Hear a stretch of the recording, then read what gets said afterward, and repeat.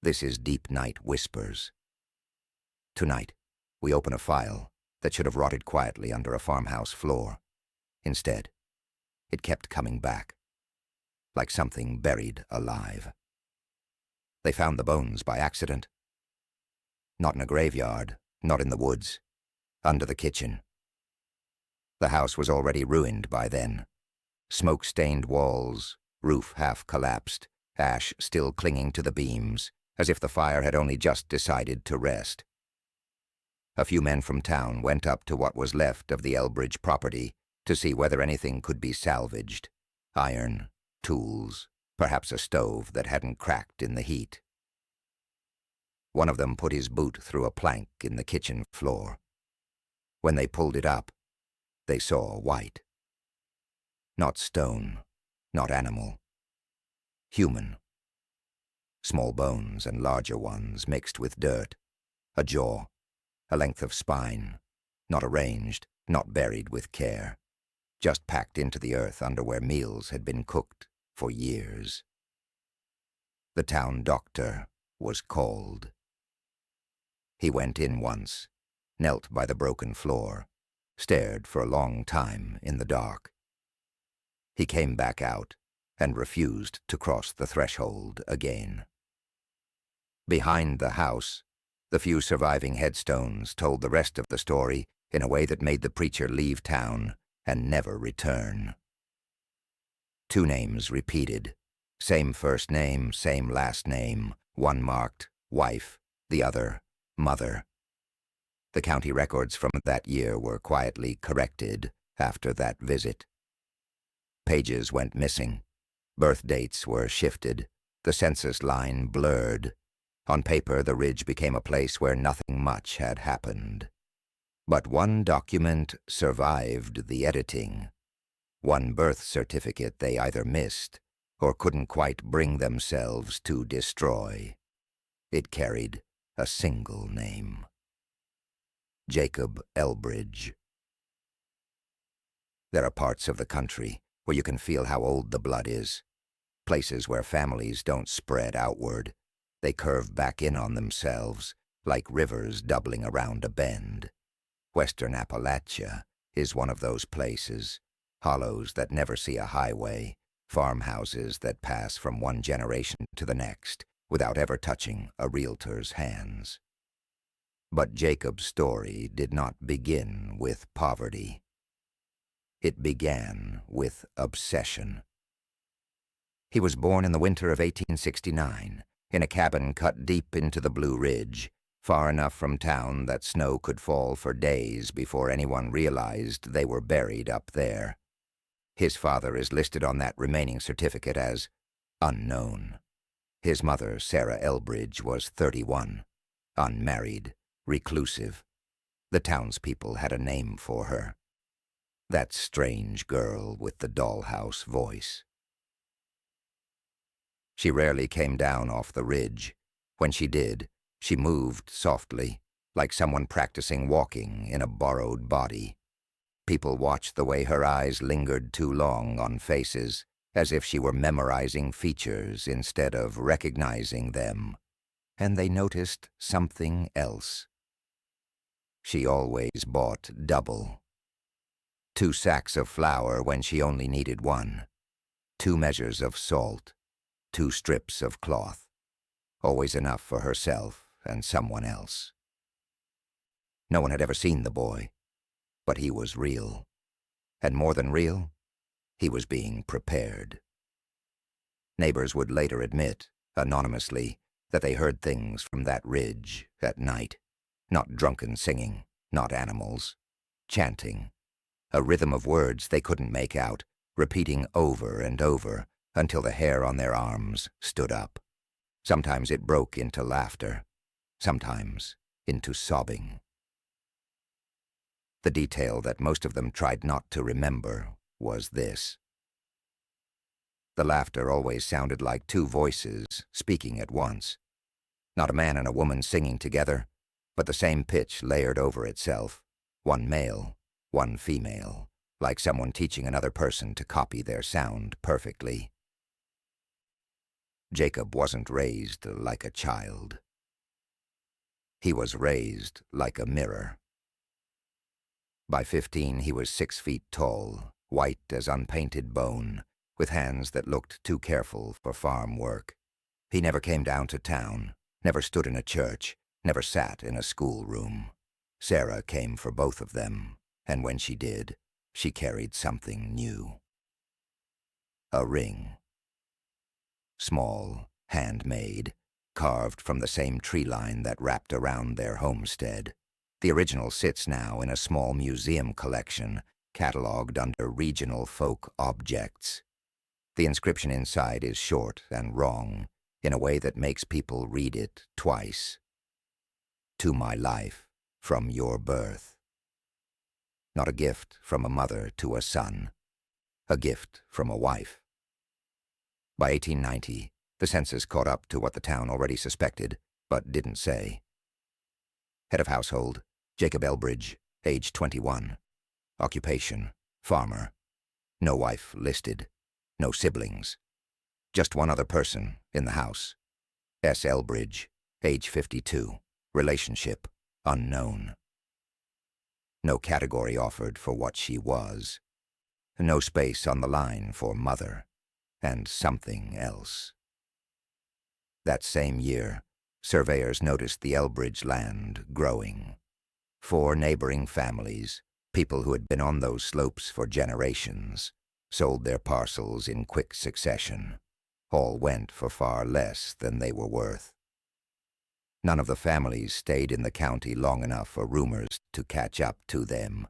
They left animals behind, tools, even family Bibles. It looked less like a sale and more like a flight.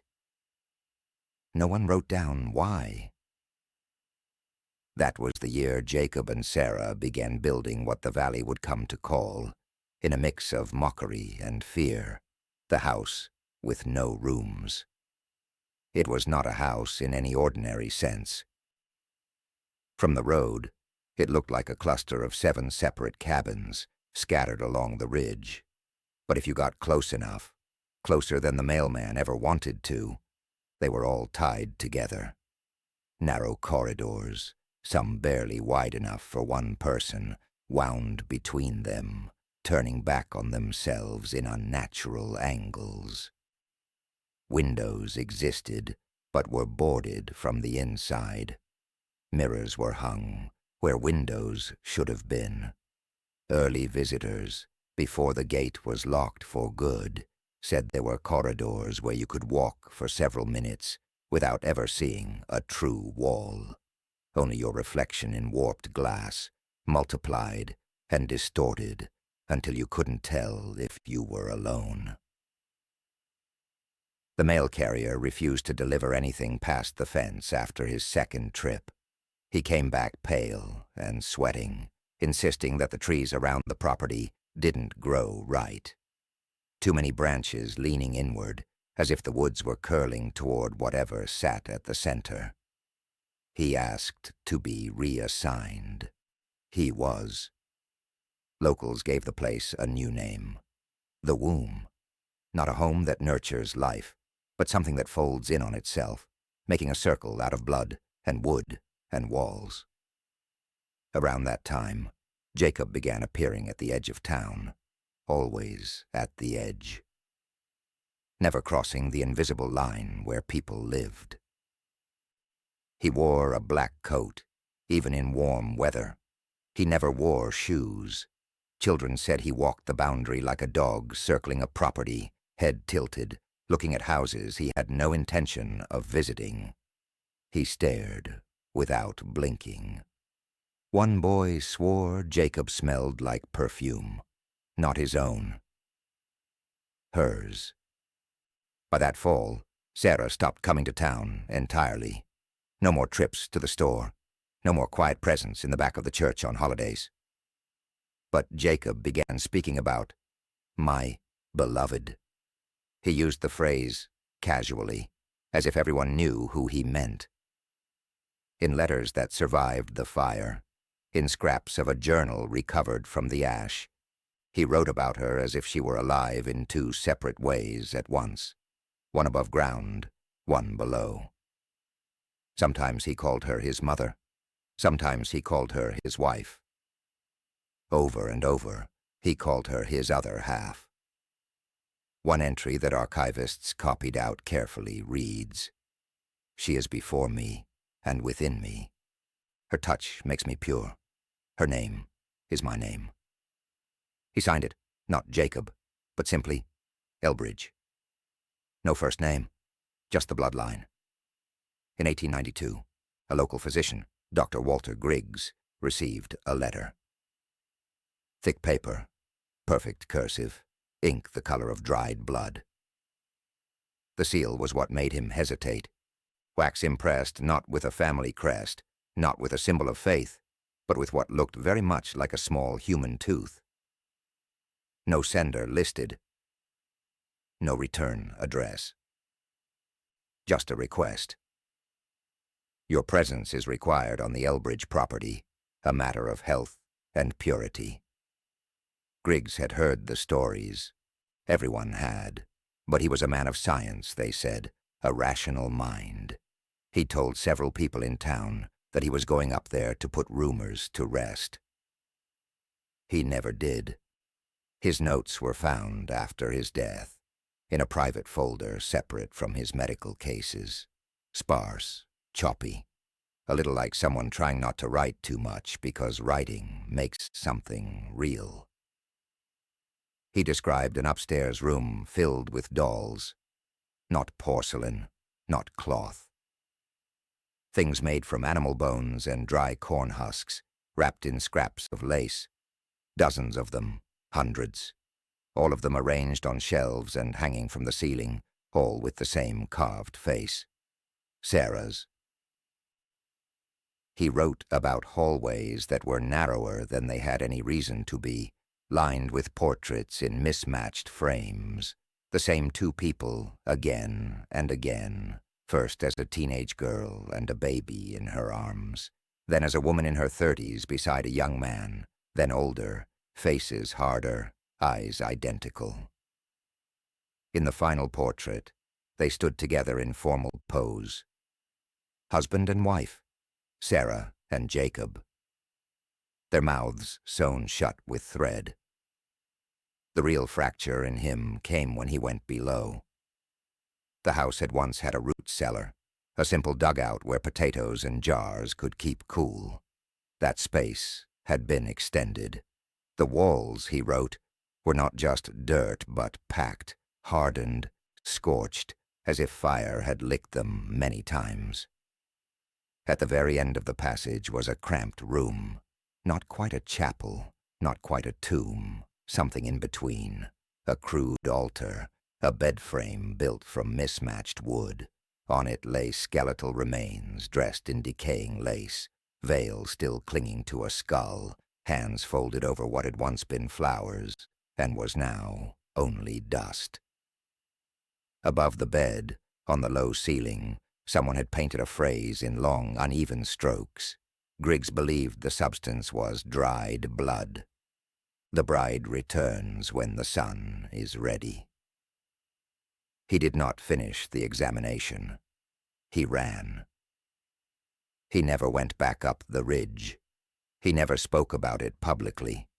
When pressed, later in life, he would say only that he had witnessed a union not blessed by God or any man. What the town didn't know then was that Sarah Elbridge had already been dead for more than a year when Dr. Griggs walked into that underground room. Jacob had not buried her. He had preserved her. He kept her body arranged as if she were only resting, in a room he could visit whenever he wanted, a room that turned grief into ritual and ritual into something else.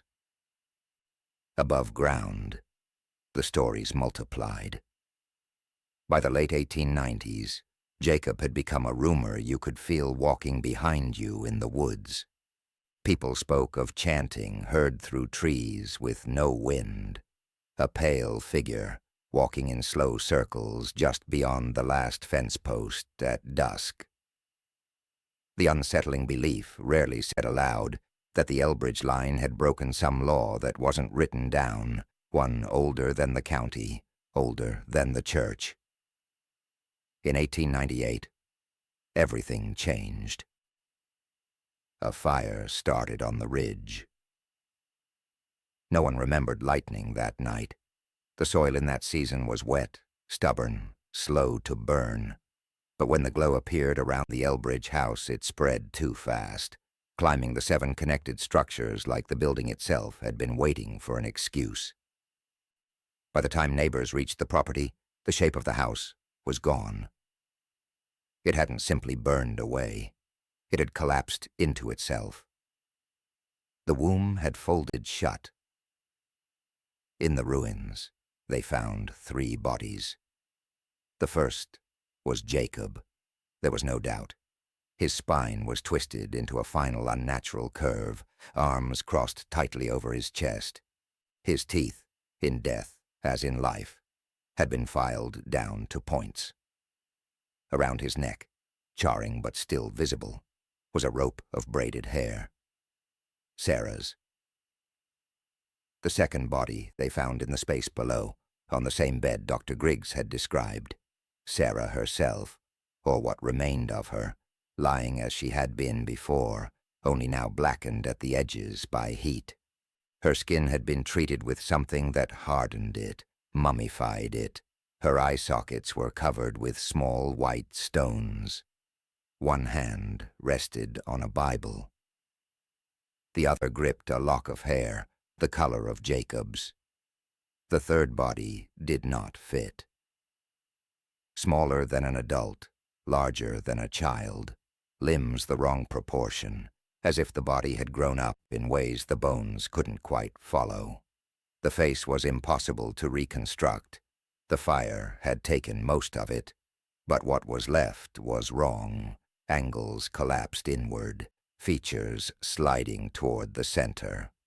Each hand had 6 fingers. No record existed of anyone else living in that house. No one in town had ever seen another woman go through the gate, never heard a baby's cry from the ridge after Jacob's own birth. The coroner tried to write it off as a boarder, a cousin, a stray relation. Then he examined the jaw. The shape of it was almost identical to Jacob's, not just in general outline but in detail, matching irregularities in the bone, the same crooked incisor, even an old fracture line in the same place healed the same way. The odds of that happening by chance are not just low. They are nearly non-existent. The implication settled over the valley like a second kind of smoke. Jacob had fathered a child with his own mother. And whatever that child had grown into, it had died there, in a house no one wanted to name anymore. Some said Jacob set the blaze himself, realizing too late what he had created and choosing to cleanse it in fire. Others believed the town did it, quietly, because some stories are easier to burn than to explain. If it was an attempt to end the bloodline, it failed. Months after the fire, when the ash on the ridge had cooled and the bones under the kitchen stopped being discussed in public, a new entry appeared in the church registry. E. Jacobson, age 7, orphan, adopted. To most of the congregation, it was another sad entry in a long line of them. Children lost to accident, to illness, to parents whose names went unrecorded. No one questioned the initial. No one asked who chose the surname. The boy was taken in by Reverend Clan, a man known for being kind with strays and unlucky with his own. His wife had died in childbirth. His only son had drowned. People said he saw the orphan as a second chance to do fatherhood correctly. Strange things began immediately. The boy refused to sleep inside the parsonage. He dragged branches and roots and scraps of old cloth to a patch of ground behind the church and built himself a shelter that looked more like a nest than a home. When Clena tried to move him into a proper room with a bed and a window, the child became agitated, not in a tantrum, but with a slow, shaking fury. "The walls crush the voices," he said. When the Reverend asked gently what voices he meant, the boy answered as if the question itself were foolish. "The ones that sing her name." He never mentioned his parents. He never asked where they were, but he whittled a ring. Small, wooden, carefully carved, identical, according to later comparison, to the one Sarah had once brought down from the ridge for Jacob. He wore it constantly, twisting it on his finger during sermons, touching it absent-mindedly during grace. Reverend Clean did what men of his profession often do when they don't have an explanation. He began keeping a private journal. At first, the entries read like any concerned guardian's notes. Odd drawings. The boy sleepwalking, his bare feet leaving muddy prints in places no one remembered him passing. Phrases whispered in an unrecognizable language, repeated like prayers. By winter, the tone changed. He does not look older, one entry says.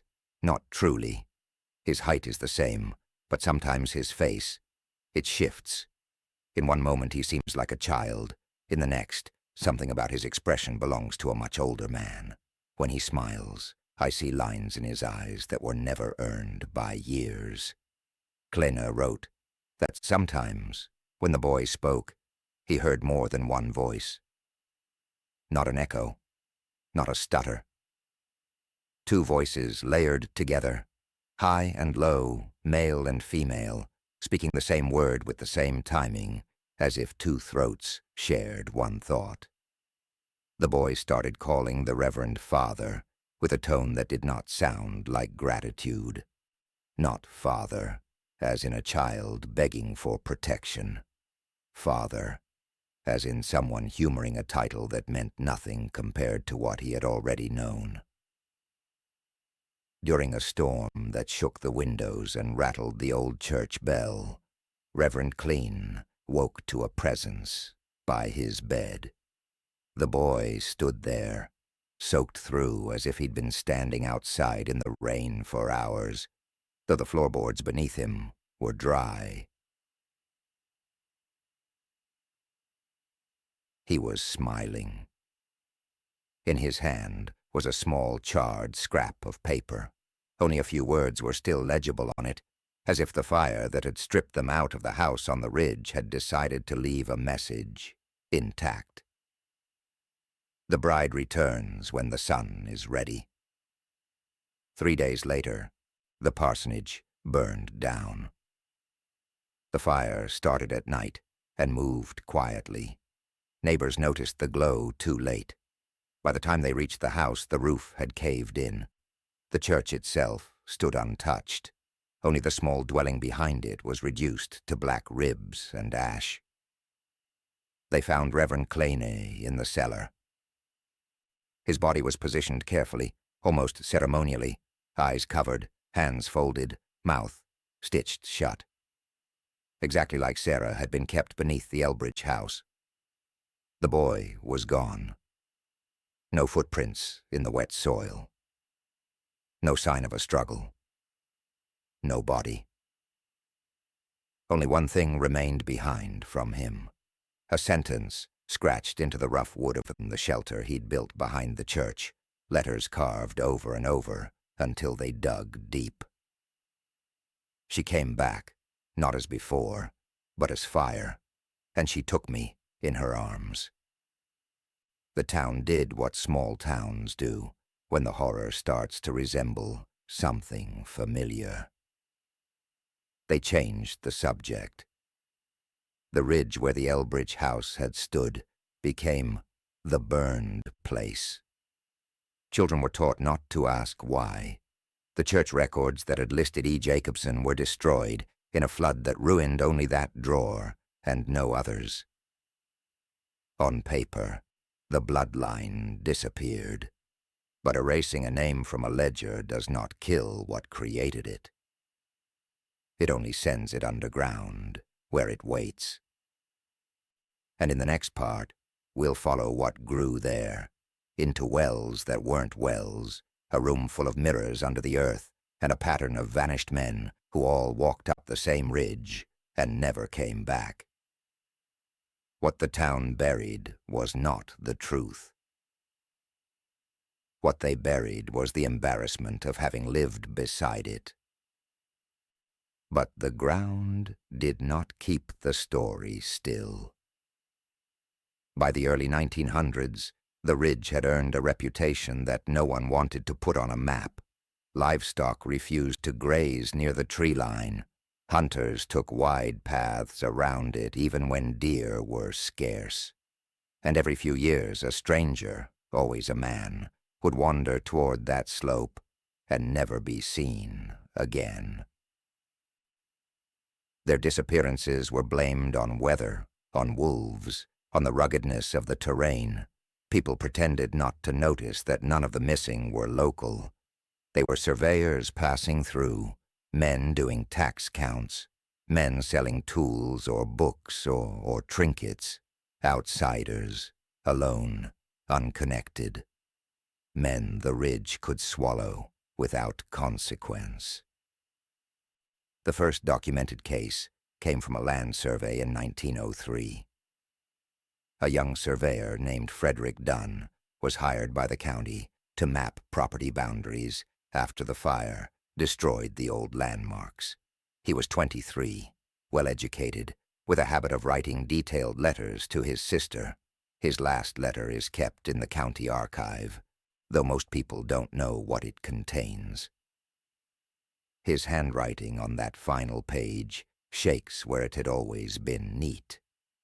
I followed the markers up the northern ridge. The trees here bend inward like ribs, and stepping beneath them feels like crawling under a spine. I found remnants of a structure, charred beams arranged in a circle, not like a house, more like some kind of shelter. Someone scratched symbols into the stones, but they repeat, almost like a chant. Then one final line, written unevenly down the margin. She is watching from the glass. The letter arrived without him. He never came back. His tools were found weeks later at the foot of an old oak. Compass, measuring rods, a notebook torn down its spine. His body was never located. Search teams described the forest floor as disturbed, without saying what had disturbed it. 2 years later, a graduate student from a college up north arrived to research regional death customs. His name was Charles Helm. He rented a room at the general store, kept mostly to himself, and walked the ridge for days.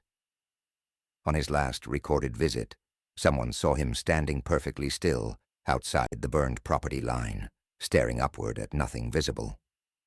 Not the trees, not the sky, something in between. The store owner who glimpsed him said he had a listening look. He vanished that same night. His footprints led toward the remains of the Elbridge house, then stopped, as if he had taken one last step and the world had simply forgotten to record it.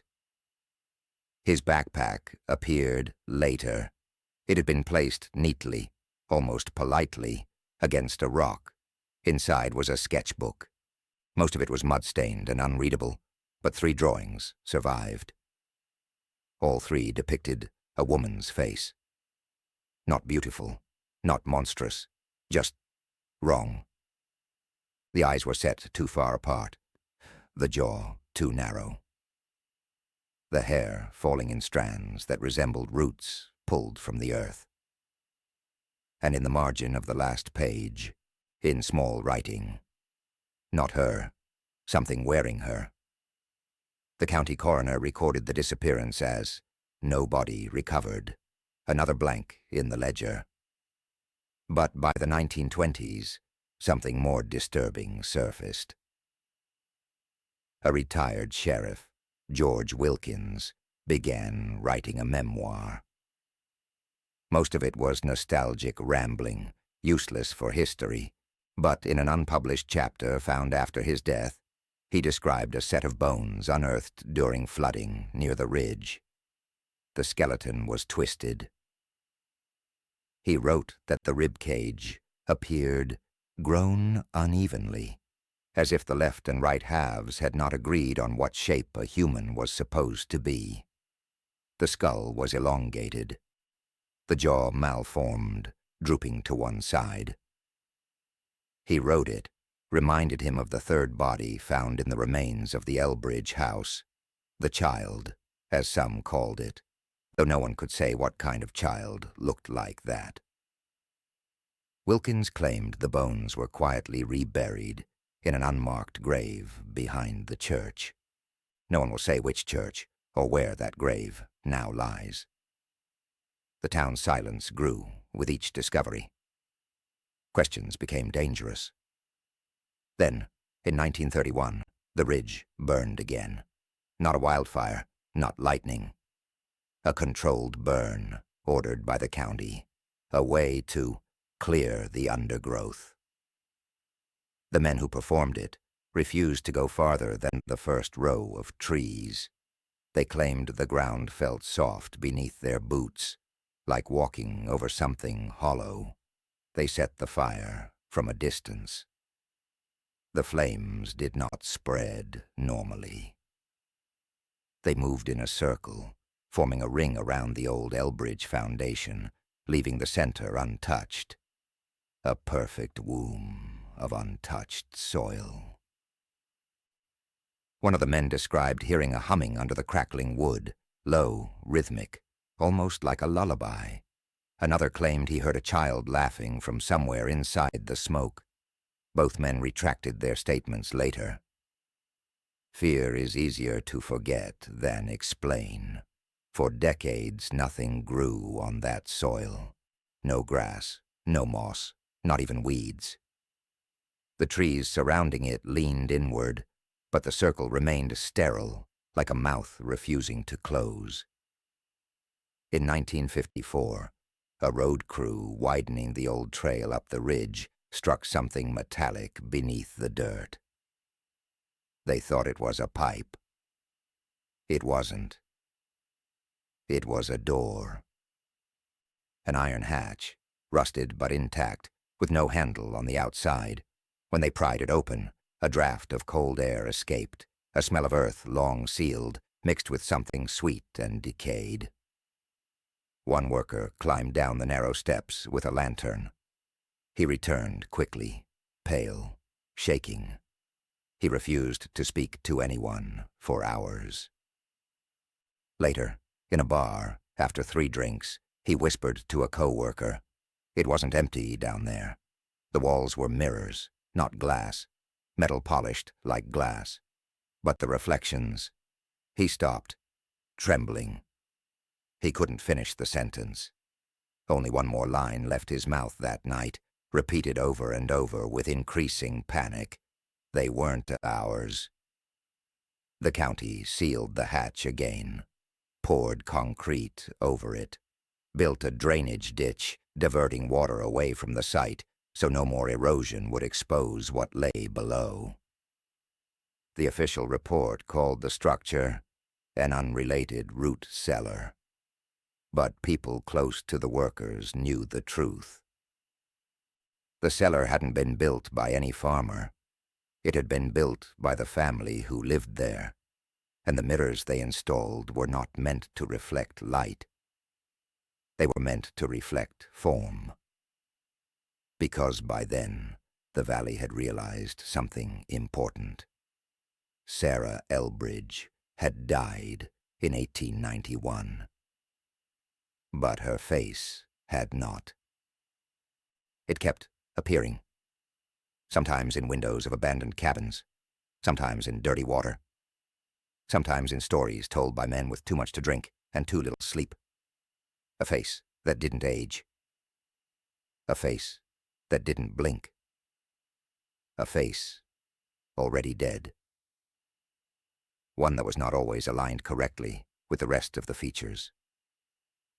By 1960, the ridge had no visitors. Families discouraged children from playing near it. Hikers avoided it even without knowing why.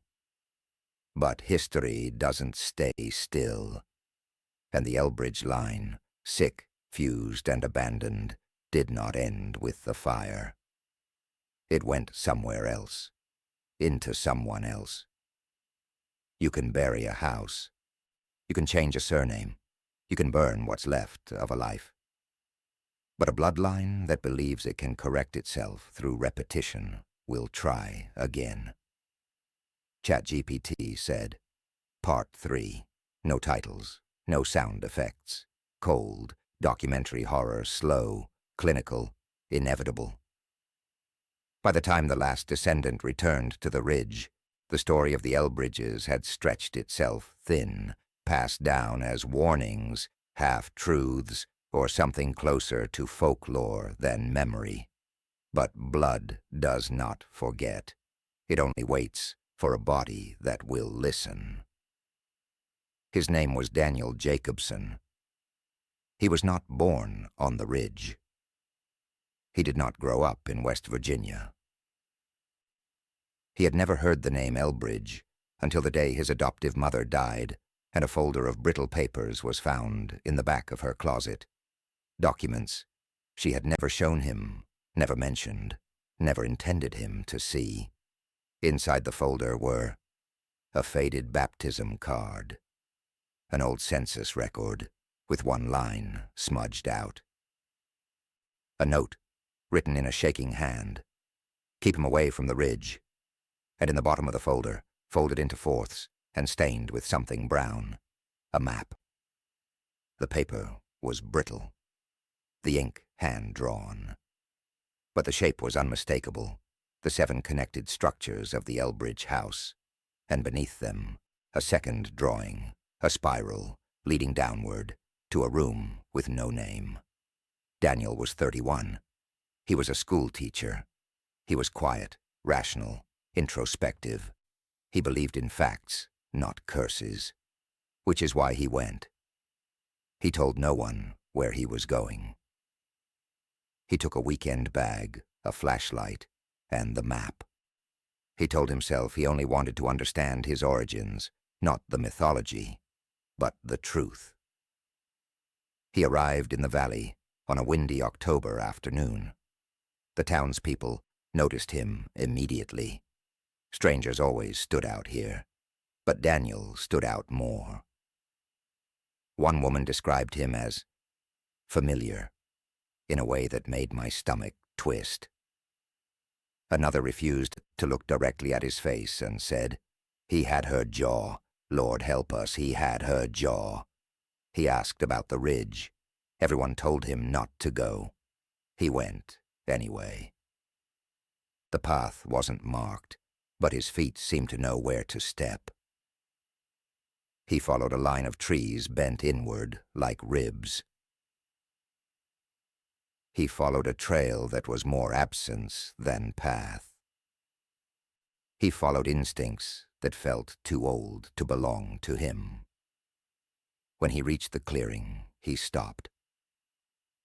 He later wrote in the last completed page of the journal found in his abandoned cart that the clearing felt like a mouth opening. The soil was still dead, not a single blade of grass, not a worm, not a root, just a circle of sterile earth, as if the ground had refused to heal. He found the stone foundation first, 7 outlines, 7 rooms, 7 wombs. Then the burned stairs that led nowhere. Then the fragments of mirrors warped, darkened, half-melted, but still able to reflect light in broken ways. Daniel said the reflections were off. Not reversed, not distorted by glass. Just misaligned, as if the mirror knew his face, but not how to arrange it. His flashlight beam passed over the soil and stopped on something metallic. A handle, half buried, exactly where the map said it would be. The door the road crew had sealed in 1954. The door no one had touched in decades. Except it wasn't sealed now. The concrete poured over it was cracked in a perfect circle, as if something beneath had pushed upward with slow, patient pressure, until the barrier gave way. Daniel pulled the door open. Cold air rose up in a breath, not just damp earth, but something sweet. A smell that reminded him of roses left in a sealed jar for too long. He descended. The stairwell walls were soil-packed so tightly they felt like stone. At the bottom, the tunnel split. Left, the remains of the mirrored hall. Right, the room the map did not name. Daniel wrote that he went right, without deciding to. The corridor narrowed until the walls brushed his shoulders. The floor sloped downward. The air grew warmer. And then he saw it. A chamber carved out by hand small, circular, with walls smoothed by years of touch. In the center, a bed frame, made of mismatched wood, exactly as the doctor described in 1891, but no bones on it now. Just a hollow impression in the dusty lace, shaped like a body that had once laid there and had risen. Daniel approached slowly. The air felt thick, as if the room were breathing. On the wall, written in something dark that had dried long ago, "She wakes when called by her own blood." He stepped back. Something crackled under his shoe. He bent down. A ring, wooden, carved by hand, small enough for a woman, or for a child. He lifted it. Behind him, something moved. Not loudly, not violently. Just the soft, unmistakable sound of someone exhaling after a long sleep. Daniel turned. No one was there. But the bedsheet, the lace that had been flattened for decades, was rising. Lifting, as if invisible fingers were gathering it. As if someone was sitting up slowly beneath it. He ran. The corridor seemed longer on the way out. The walls leaned inward. The air grew thick, almost fluid. He stumbled up the stairs, burst into the cold air of the clearing, and sprinted toward the tree line. He didn't remember dropping the ring, but it was later found on the threshold of the hatch. He didn't remember losing his journal, but it was found near the burned foundation. He didn't remember getting into his car, but the keys were still in the ignition. The headlights pointed toward the ridge, as if he had meant to return. Daniel Jacobson was last seen at dusk, walking into the woods behind the old church, the same church where the boy had vanished in 1899. A woman who saw him said, he wasn't walking like a man. He was walking like he was following someone. Search parties combed the woods for 3 days. They found nothing, except one thing. Behind the church, in the exact place where the orphan boy had built his shelter, a new structure stood shaped from branches, roots, and torn strips of cloth.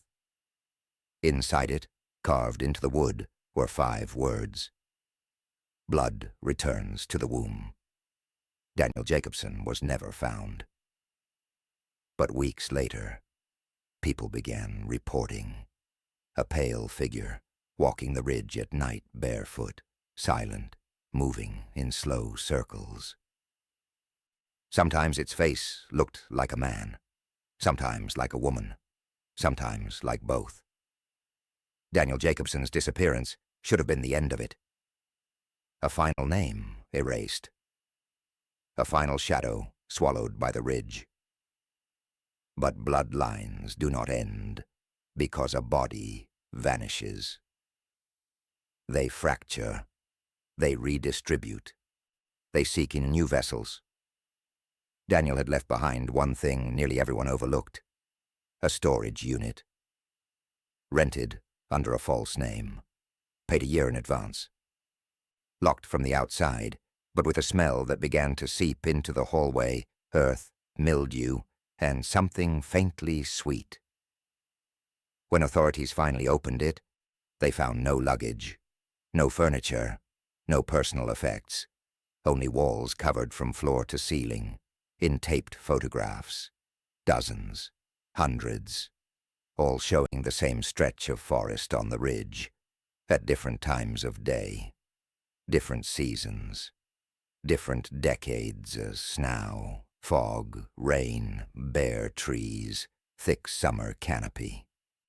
But in every photograph there was one detail repeated: a figure, sometimes clearly visible, sometimes almost blended into the background. A woman's silhouette, long hair, rigid posture, standing utterly still. In others the figure was shorter, child-sized, bent at the spine, staring directly into the camera, even when the rest of the photograph was blurred by motion. The disturbing part was not the figures. It was the dates. Some photos were dated years before Daniel was born, some long after he went missing. And yet the handwriting labeling each image was the same slant, the same pressure, the same misplaced curls on the numbers, Daniel's handwriting. This was the first sign that the Elbridge pattern had become untethered from time. The second sign came from the old church. For decades, the building had been used for storage, wedding chairs, hymnals, dusty Bibles no one read. But after Daniel disappeared, volunteers noticed something strange. Every mirror in the church had been turned to face the wall. No one confessed to moving them. No vandal broke in. No children played pranks. It was simply done. When the preacher turned one mirror back toward the congregation, its surface was warped by a faint film-cloudy, oily sheen. He wiped it with a towel. The glass wiped him back. He jerked away, dropping the mirror. It cracked into 10 pieces, each fragment reflecting only the ceiling, never his face. He locked the church after that. Over the next 3 years, animals began dying on the edge of the ridge. Not killed, not eaten, just arranged, patterns in circles, bones placed with intention, skulls positioned facing the burned clearing. Every rancher blamed coyotes until they noticed the shapes. The circles were identical to the foundation of the Elbridge house. Then came the disappearances. Not of men this time, but of boys. A 12-year-old vanished in daylight. His bicycle was found upright against a tree. A week later, a 9-year-old went missing from a backyard. His shoes were left neatly side by side at the forest line. Then a 14-year-old, last seen walking his dog. The dog returned hours later, dragging a wooden ring in its teeth. Authorities searched the ridge again. The soil was disturbed but showed no footprints. As if dozens of shapes had moved together in ways feet could not.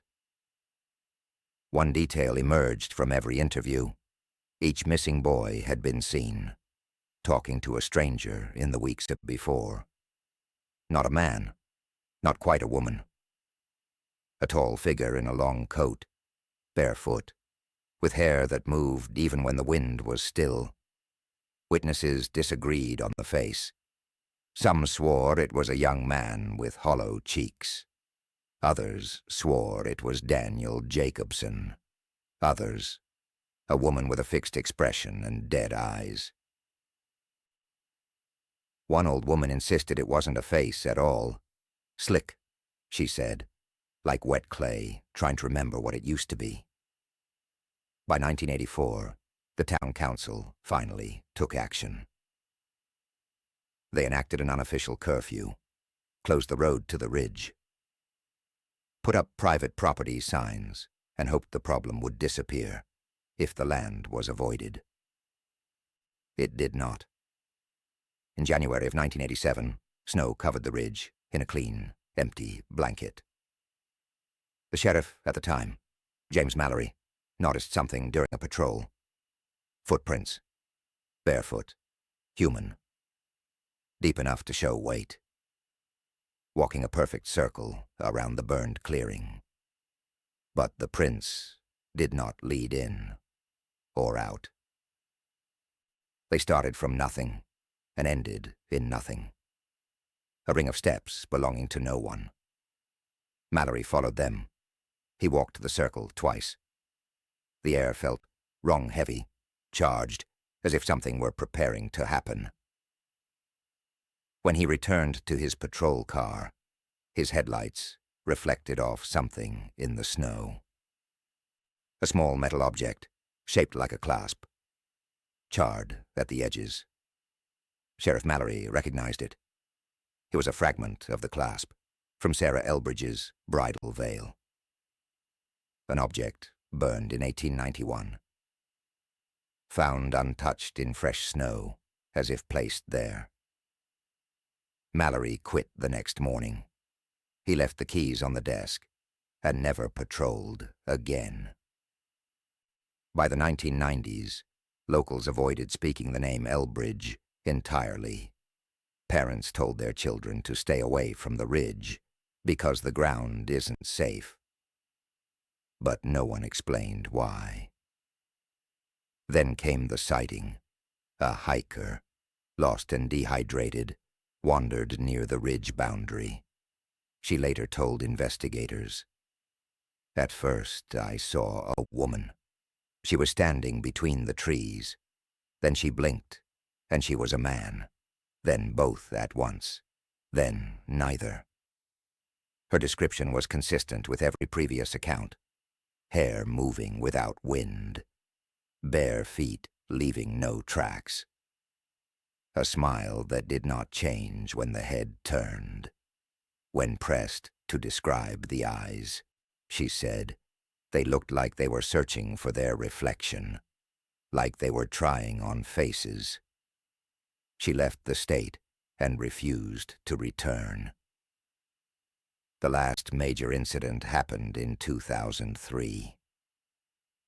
A teenage boy, quiet, solitary, began spending time alone near the ridge. His parents thought it was harmless. He liked nature, they said. He liked walking. But his journal later revealed a different truth. He had met someone in the woods. In the final entry, found under his mattress, he wrote, "She says I look like her. She says I look like him. She says she waited for me." He disappeared 2 nights later. His footprints led to the ridge, then stopped. Not scattered, not dragged, just stopped, as if he had walked upward, into air. In the clearing, searchers found a ring, wooden, delicate, carved with initials, S.E., J, D.J., 3 names, 3 generations, 3 bodies burned in 1891, 3 disappearances echoing across a century. The ring was warm to the touch, even in winter. Locals believe the ridge is quiet now. They say the presence, the one with the borrowed faces, has gone dormant. But hunters still report seeing someone at the tree line. A shape made of more than one form. A movement that doesn't match any animal. And sometimes, on fog-heavy mornings, the burned clearing looks less like ash and more like a beginning, as if the womb is waiting to open again. There is a pattern to every haunting. Most follow a shape, a wound, a memory, a place someone refuses to release. But the Elbridge lineage is not a haunting. It is a correction, a pattern looking for completion. A bloodline folding itself inward over and over, until it produces the form it believes is perfect. By the 2000s, the official record of the Ridge contained nothing unusual. No crimes. No open investigations. No missing persons cases left unsolved on paper. But unofficially, among the locals who have lived here long enough to inherit fears the way other families inherit furniture, there is a belief. The Ridge chose a new shape. Not a man, not a woman, not a child. A thing wearing all three. They say the figure that walks the boundary now is taller than Jacob, slimmer than Sarah, with a gait that changes from moment to moment, sometimes soft and gliding, sometimes heavy and dragging, as if the steps are still deciding which skeleton they belong to. One witness claimed it walked wrong, like it remembered being several people, and couldn't decide which one to be. Another said it smiled before its face finished turning. People have reported that it doesn't hide. It stands where you can see it, but tilts its head as if you are the strange one. As if it has been watching you longer than you have been watching it. In 2012, a photographer exploring forgotten Appalachian towns snapped a picture of the Ridge at dusk. On the right edge of the frame, just barely visible through the trees, is a human shape. Too tall, arms slightly too long, neck bent at an unnatural angle. The photograph's metadata confirmed no one else was present that day. But the most disturbing detail came from facial recognition software. It detected two faces, layered over each other. One male, one female, both smiling. Neither matched anyone alive. When locals heard about the picture, they weren't surprised. Some even nodded. It's choosing, one said. It takes faces like it takes breath. The Ridge is no longer avoided by accident. It is avoided by instinct. But instinct is old, older even than the Elbridge bloodline. The behavior of animals confirms this. Deer circle the Ridge, but never enter. Dogs refuse to cross the old foundation stones. Owls perch in the trees, but never look down. Birds fly over, but never land. Not one living creature will stand on the center soil. Not because something happened there, but because something still is. The few hikers who walk near the Ridge now describe the same sensation. The air feels pregnant, tense, charged, like something is listening to the inside of your mind. And always, without exception, they report hearing a sound soft, rhythmic, almost inaudible. A pattern that repeats every few seconds. Not footsteps, not breathing, not chanting. A lullaby, not sung aloud, but hummed from somewhere below the earth. Those who get close enough to hear it walk away quickly. Some run. All describe the same image afterward. A cradle made of earth. Rockers, shaped by roots. A figure standing over it, with a mother's posture and a stranger's face. The cradle is empty, but the figure rocks it anyway, and the humming never stops. The last confirmed sighting came in the 2021. A group of researchers studying old mountain cemeteries camped too close to the ridge. At 3 a.m., one of them awoke, to the sound of someone talking outside the tent, a voice, neither male nor female, warm but strained. He looked. No one was there. But beside his tent sat a ring, wooden, hand-carved, perfectly smooth, warm to the touch. When he picked it up, he felt pressure on his wrist, a hand gripping him lightly. No fingers, no arm, just the weight of someone holding him, with complete familiarity. He dropped the ring. The pressure vanished. He left the ridge before sunrise and has refused to return to West Virginia since. Today, the clearing remains untouched. The circle remains barren. The soil remains sterile. The locals say, it's waiting for the next one. Because the Elbridge pattern has never been about haunting. It has been about returning blood to blood, form to form, face to face. It learned how to survive fire. It learned how to survive names changing. It learned how to survive people leaving. And now, it is learning something new, how to walk in a world that no longer remembers what created it. Whatever moves on the ridge today is not Jacob, not Sarah, not Daniel.